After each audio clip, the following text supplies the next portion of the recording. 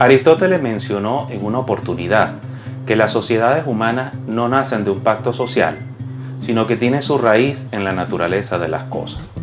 Los humanos somos seres gregarios. Desde tiempos prehistóricos, incluso desde mucho antes de la era agrícola, hemos vivido en comunidades, con el propósito de cubrir nuestras necesidades más apremiantes, tales como la alimentación, vestido, seguridad y los beneficios espirituales y emocionales resultantes de las relaciones interpersonales y la camaradería. En pocas palabras, el ser humano tiene su razón de ser en sociedad. Como resultado de una serie de factores tanto climáticos como geográficos, así como los medios y modos de producción, y el incesante deseo de encontrar explicaciones al mundo que le rodea, nace una serie de costumbres y tradiciones que fueron transmitiéndose de generación en generación, convirtiéndose en leyes no escritas o de manera consuetudinaria. Con esto pretendo señalar que el pacto social no es un concepto nuevo, sino es el resultado de un proceso natural evolutivo que los seres humanos hemos experimentado como sociedad. Las primeras leyes escritas de las que se tienen registro surgieron como solución a los problemas que generaba el cumplimiento de estas costumbres o tradiciones. Un ejemplo de ello sería la justicia privada, una institución que facultaba a la víctima de una agresión devolver el daño recibido a su agresor. Sin embargo, muchas veces el resultado de esas acciones vengativas eran desproporcionadas al daño que originalmente había recibido la víctima y al bien jurídico que se pretendía proteger. Por tal motivo surgieron resoluciones que ayudaron a limitar esta facultad. Ejemplo de ello tenemos el Código de Hammurabi en Sumeria, las leyes hebraicas o la Lex Talión de la ley judía y por supuesto las leyes de las 12 tablas en Roma. A medida que la sociedad fue evolucionando, haciendo de sus relaciones humanas mucho más complejas y estructuradas, surgió la necesidad de crear ordenamientos jurídicos mucho más complejos, organizados y sistemáticos. Más allá del debate académico, la primera constitución que se promulgó en los tiempos modernos ocurrió en Francia, en las etapas iniciales de la Revolución Francesa, con la puesta en vigencia de la Carta Fundamental de los Derechos Civiles, redactada por Maximiliano Robespierre y compañía, cuyo contenido serviría de inspiración para la creación de otros instrumentos jurídicos que surgieron en respuestas a problemáticas del momento, como la Carta Universal de los Derechos Humanos, las constituciones latinoamericanas en los tiempos de la emancipación, entre otras. En la actualidad, todo país posee una constitución, una norma fundamental sobre la cual descansa la validez y legitimidad de todo el ordenamiento jurídico. En ella se contempla a grandes rasgos los derechos y deberes fundamentales de los ciudadanos, así como la forma en que se organiza el Estado, señalando las atribuciones de los principales funcionarios del poder público nacional y regional y la manera en cómo se organiza el territorio. Para nadie es un secreto que Chile está atravesando por un periodo de cambio significativo desde el punto de vista jurídico y social que desembocó en un llamado a la constituyente, acordado por las distintas fuerzas que hacen vida política en la sociedad.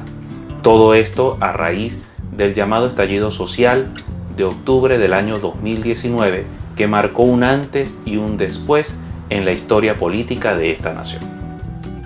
Honestamente no me inclino por ninguna postura en particular en torno al debate si se debe aprobar o no una nueva constitución, toda vez de que no soy chileno, apenas llevo un año viviendo aquí, además que desconozco cómo ha sido la historia contemporánea de esta maravillosa nación. Por tanto, no tengo los conocimientos ni la propiedad para ofrecer una opinión política a favor o en contra de una tendencia. No obstante, soy abogado, egresado de la Universidad de los Andes, Mérida, Venezuela, con 2 especialidades en mi haber, por lo que considero que tengo la autoridad científica y técnica a fin de ofrecer algunas luces sobre lo que debe contener una buena constitución, pero desde una visión imparcial y objetiva. Y ese va a ser el objetivo del presente video, responder a la pregunta ¿qué es lo que debe contener una buena constitución? Abajo en la descripción le voy a dejar el link donde publiqué por escrito el presente ensayo. Pero antes de comenzar, los invito a suscribirse a mi canal y activar las notificaciones para que estén al tanto de los nuevos trabajos que publico. También pueden visitarme en Facebook, Twitter e Instagram. Sin más preámbulos, comencemos. En primer lugar, y abro comillas, el sistema de gobierno más perfecto es aquel que produce mayor suma de felicidad posible, mayor suma de seguridad social y mayor suma de estabilidad política. Partiendo de esta premisa, una buena constitución debe contemplar en su contenido la Declaración Universal de los Derechos Humanos, promulgado el 10 de diciembre de 1948 por la Asamblea General de Naciones Unidas. Esto significa que la Constitución debería garantizar a todos los ciudadanos, entre otros derechos, la igualdad ante la ley, la igualdad de oportunidades, libertad individual, libertad económica, el derecho a la propiedad privada, sobre todo en lo que concierne a los medios de producción, salvo la explotación de los recursos minerales, el cual siempre será potestad exclusiva del Estado, bien de forma directa o por medio de concesiones. Esto último permitirá una mayor inversión extranjera, así como la generación de nuevos puestos de trabajo y un notable incremento del poder adquisitivo del ciudadano común, lo que se traduciría en una mayor libertad personal. Además, debe contemplarse las garantías fundamentales del debido proceso, entre los cuales podemos mencionar la presunción de inocencia, el derecho a la defensa, el acceso a la justicia y a la tutela judicial efectiva, el derecho a la integridad personal, lo cual significa que ninguna persona debe ser objeto de malos tratos de ninguna índole, así como torturas o vejaciones. También debe establecerse el principio nulla pena sine lege, el cual se traduce que no hay penas posibles sin ley que lo contemple previamente, lo cual significa que ninguna persona puede ser sancionada si dicha sanción no lo contempla la ley o ser sancionado por hechos que la ley no lo contempla como falta o delito. Asimismo, en aras de promover una mayor seguridad jurídica para los ciudadanos y las personas jurídicas en general, debe contemplarse el principio de la irretroactividad, el cual consiste en que toda ley o resolución debe regir a partir de su entrada en vigencia, exceptuando así aquellos actos que fueron ejecutados con anterioridad a la promulgación de dicha ley. Todo esto salvo en los casos de las leyes penales o laborales, los cuales en esta situación, ante la duda de qué norma se debe aplicar para regir un acto en concreto, se aplicará la que mejor beneficia, bien sea al reo o al trabajador en cuyo caso. Es lo que en doctrina se conoce como el indubio pro operario o el indubio pro reo en su situación. En segundo lugar, y aquí una vez más abro comillas, un hombre sin estudios es un ser incompleto. Moral y luces son nuestras primeras necesidades. Un pueblo ignorante es un instrumento ciego de su propia destrucción. La ambición, la intriga, abusan de la credulidad, de la inexperiencia de hombres ajenos a todo conocimiento político, económico y civil. Adoptan realidades las que son puras ilusiones. Toman licencia por la libertad, la traición por el patriotismo y la venganza por la justicia. Estas son algunas frases extraídas del discurso ante el Congreso de Angostura, escritas y pronunciadas por el libertador Simón Bolívar en el año 1819. Basándonos en esta premisa, una sociedad educada es una sociedad estable, productiva, consciente de sus deberes y obligaciones en aras del bien común y sobre todo difícil de manipular. Por lo tanto, el Estado debe promover y garantizar a sus ciudadanos el acceso a una educación de calidad en los términos y condiciones que establece la propia Constitución y leyes que lo contemplan. Ahora, en lo que concierne a qué sistema de educación se debe imperar en una sociedad, bien sea si es una educación pública o privada, soy de la opinión que ambas ofertas deben coexistir, de manera que con ello se incrementará la oportunidad para que el ciudadano de a pie tome la decisión si quiere incorporarse al sistema educativo privado o al público. pero lo más importante es que ambos sistemas deben ofrecer una educación de calidad en todos sus niveles. Además, se debe promover la educación a distancia, lo cual permitiría una mayor democratización en el acceso a la educación, además de que los costos operativos por ofrecer este tipo de educación es mucho más económico que la educación tradicional. Al mismo tiempo que los profesionales que son formados bajo esta modalidad son tan buenos profesionales como aquellos que salen egresados de las universidades tradicionales. Por eso, en mi conclusión, como nosotros queremos brindarle una mayor libertad de oportunidades a los ciudadanos, es preciso y necesario que todas las ofertas educativas, tanto públicas como privadas, deben coexistir, así como la educación a distancia, siempre y cuando que todas las modalidades de educación sean de calidad, tal como la Constitución debe garantizarlo. Del mismo modo, el Estado deberá garantizar el acceso a un sistema sanitario y de salud de calidad, en los mismos términos como la Constitución deberá ofrecer el sistema educativo. Al mismo tiempo, también la Constitución debe garantizar a sus ciudadanos seguridad agroalimentaria y ofrecer un sistema de pensiones digno. Esto último significa que los pensionados no pueden recibir una pensión por debajo del salario mínimo, salvo que el beneficiario haya recibido un monto mayor al indicado, en cuyo caso solo recibiría el 80% del salario devengado al momento de generarse el derecho de retiro por jubilación. El Estado, a través de la Constitución, deberá garantizar el pago íntegro del salario mínimo. Ninguna persona debe devengar por debajo del salario mínimo líquido, esto es, el salario bruto menos los deducibles, y que todo convenio en contrario debe tenerse por nulo de ipso iure. En tercer lugar, sabemos los riesgos que implica el hecho de que el presidente de la República, en su condición de comandante en jefe de las Fuerzas Armadas, tenga amplias atribuciones para aprobar en última instancia las promociones, los ascensos y nombramientos de los militares en general. Es preciso señalar que las Fuerzas Armadas Nacionales tienen el deber y la obligación de proteger y defender la soberanía nacional, así como la Constitución y las leyes. Si estos ascensos y nombramientos son llevados a cabo por el presidente de la República, podría ocurrir que los oficiales beneficiados de dichos ascensos actúen a favor del presidente de turno y no a favor de los mejores intereses de la República. En este sentido, si la soberanía de un país radica inexorablemente en el pueblo y el órgano público que mejor representa la soberanía popular es el Parlamento Nacional, sería lógico pensar que este órgano, en última instancia, debería aprobar los ascensos y promociones de los militares.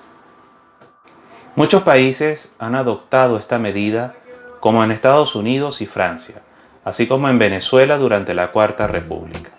En conclusión, una buena constitución debe contemplar que el Congreso, a través de la Comisión o Comité de Seguridad y Defensa, debe fiscalizar y aprobar en última instancia las promociones y ascensos de los oficiales y suboficiales activos adscritos a los distintos componentes de la Fuerza Armada Nacional, incluyendo los cuerpos de investigación y de seguridad ciudadana.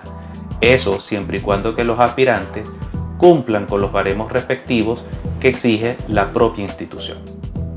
En cuarto lugar, y abro comillas, el sistema militar es el de la fuerza y la fuerza no es gobierno. Es insoportable el espíritu militar en el mando civil. Estas frases las mencionó el libertador Simón Bolívar. Bajo esta premisa, la nueva Constitución debe prohibir a los militares terminantemente el derecho al voto, así como de participar en actividades partidistas, ya que su deber y obligación es para con el país y para los mejores intereses de la República y sus instituciones. En quinto lugar, y abro comillas, los empleos públicos pertenecen al Estado, no son patrimonio particular. Ninguno que no tenga probidad, aptitudes, y merecimientos es digno de ellos. Cierro comillas. Esta frase también la dijo Simón Bolívar. Basándonos en esta premisa, es importante que la Constitución contemple para los aspirantes a cargos de elección popular requisitos adicionales a los que comúnmente se exige a fin de garantizar a futuro la idoneidad y probidad en el ejercicio de sus funciones. Un ejemplo de ello podría ser exigir un determinado nivel o formación académica, así como experiencias en cargos o funciones relacionadas con el cargo a desempeñar, entre otros. También es importante exigir a los nuevos aspirantes el no tener prontuario policial o antecedentes penales. En este sentido, también es importante exigir lo que yo llamaría una carrera de Estado al mejor estilo de la República Romana, en la que, por ejemplo, para ser alcalde, era preciso que se haya desempeñado con anterioridad los cargos de concejal o diputado al Congreso, y así sucesivamente. Eso también, por supuesto, garantizará a futuro, al menos en teoría, la idoneidad y la probidad de estos funcionarios en el ejercicio de sus funciones. En sexto lugar, y abro comillas una vez más, la continuación de la autoridad en un mismo individuo frecuentemente ha sido el término de los gobiernos democráticos. Las repetidas elecciones son esenciales en los sistemas populares, porque nada es tan peligroso como dejar permanecer largo tiempo en un mismo ciudadano el poder. El pueblo se acostumbra a obedecer y él se acostumbra a mandarlos, de donde se origina la usurpación y la tiranía. Un justo celo es la garantía de la libertad republicana y nuestros ciudadanos deben temer con sobrada justicia que el mismo magistrado que los ha mandado por mucho tiempo los mande perpetuamente. Cierro comillas. Esta frase, por supuesto, también la dijo Simón Bolívar en su discurso al Congreso de Angostura. Una de las características fundamentales de todo sistema democrático es la alternancia del poder, por lo que es preciso eliminar las reelecciones tanto indefinidas como consecutivas. Y los periodos de gestión no deben ser superiores a 4 años. O, por ejemplo, para el cargo de presidente de la República y diputados al Congreso, puede tener un periodo de duración de 4 años. El de senadores, unos 6 años. Y concejales, alcaldes y gobernadores, unos 5 años. Es como para evitar que los procesos y los comicios coincidan, haciendo de la fiesta electoral un proceso engorroso y costoso para la República. En séptimo lugar, una constitución jamás debe ofrecer poderes habilitantes en materia legislativa al presidente de la República, salvo en materia financiera o tributaria y solo cuando el país estuviera atravesando por una crisis económica. Ofrecer poderes habilitantes sin limitaciones al presidente de la República es como establecer una especie de cuasi dictadura bajo un ropaje constitucional. Jamás debe contemplarse la posibilidad de disolver el Parlamento por parte del presidente de la República, salvo que las medidas y políticas tomadas por dicho Parlamento sean abiertamente contrarias a la Constitución y sean tan notorias y evidentes que no admitan pruebas en contrarios, más allá de cualquier duda razonable. En los mismos términos, se deben eliminar los juicios políticos por parte del Parlamento hacia las autoridades ejecutivas. Esto con el propósito de impedir que el Parlamento use este recurso como arma política para destituir del poder cargos de elección popular sin tener fundamentos de ley, perturbando así la estabilidad política que debe caracterizar toda sana democracia. En todo caso, los juicios contra los funcionarios de elección popular deben ser instruidos y sentenciados por la Corte Suprema de Justicia en sala plena. Asimismo, dicho organismo es quien debería conocer y determinar si el Parlamento incurrió en faltas graves que admerite una disolución por parte del presidente de la República. En octavo lugar, los miembros de la Corte Suprema de Justicia Contralor General y Fiscal General de la República deben ser elegidos por representantes de la sociedad civil, involucrando sectores vitales tales como las universidades autónomas, gremios profesionales en la rama jurídica, ONGs vinculados con el estudio y la investigación de los derechos humanos, así como del derecho en general, gremios empresariales, sindicales, gremios docentes y partidos políticos, entre otros. Y finalmente, y no menos importante, se debe garantizar la libertad de culto, así como el derecho a profesar sus valores e identidad regional, en especial de los nativos indígenas, garantizándoles plenos derechos para profesar sus creencias, así como el respeto a monumentos naturales de carácter ancestral. Y lo más importante de todo, la Constitución debe garantizar a los ciudadanos la libertad de expresión.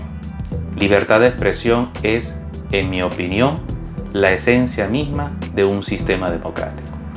Y bien, es todo por el video de esta semana. Si les gustó, no olviden darle pulgar arriba y compartirlo. La verdad que eso me ayudaría muchísimo. Gracias por su generosa atención y nos vemos en próximos trabajos. Un saludo cordial y hasta pronto.